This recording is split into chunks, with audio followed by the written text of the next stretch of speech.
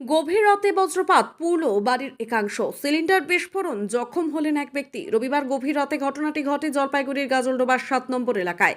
পূর্বাভাস মতোই গতকাল রাতে স্থলভাগে আছড়ে পড়ে ঘূর্ণিঝড় রেমাল। তার জেরে ঝড় বৃষ্টি হয় একাধিক জায়গায়। গাজলডোবার এলাকার বাসিন্দা শিবানী মণ্ডল এবং তার পরিবার ঝড় বৃষ্টির সময় ঘরেই ছিলেন। তাদের বাড়ির পাশেই রয়েছে বাসঝাড়।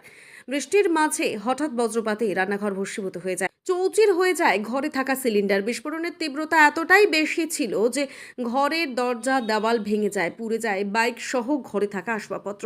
বিস্ফোরণে জখম হন অসিত মণ্ডল নামে পরিবারের এক সদস্য। জখম হয় বাড়িতে থাকা একটি গবাদি প্রাণীও। পরে স্থানীয়রা জখম ওই ব্যক্তিকে উদ্ধার করে মাল সুপার স্পেশালিটি হাসপাতালে ভর্তি করেন। ঘটনাস্থলে পৌঁছয় পুলিশ এবং দমকল। Bureau report, আটপ্রহর।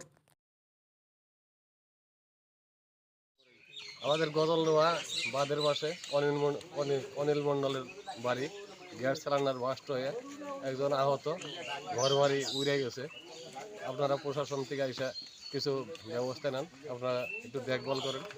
দেখেন একজন মাল হসপিটালে ভর্তি আছে। একটা গরুর পায়ে আঘাত লাগছে, আর ছাদের ইটি সব কংক্রিট সব উড়ে গেছে। ঘর একটাই, যেটা রান্নাঘরটাই চাল টাল উড়ে গেছে। আর পাশের এক ঘর কংক্রিটের ঢালাই মালাই সব উড়ে গেছে। হ্যাঁ, দরজা মরজা সব ভেঙে গেছে। প্রশাসন থেকে এসে দেখুক, দেখলে এরা বুঝতে পারবে।